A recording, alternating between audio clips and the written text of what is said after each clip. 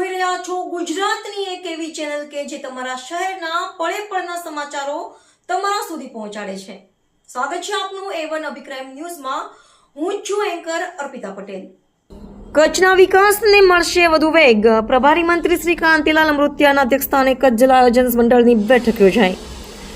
બેઠકમાં વર્ષ 2027-26 માટે કુલ 23.2 કરોડના 822 વિકાસ કામોને મંજૂરી આપવામાં આવી। 41 વિકેન્દ્રિત જિલ્લા આયોજન કાર્યક્રમ હેઠળ 9 તાલુકાઓ માટે 19.52 કરોડ અને 7 નગરપાલિકાઓ માટે ₹350 કરોડના વિકાસ કાર્યોની મંજૂરી મળી।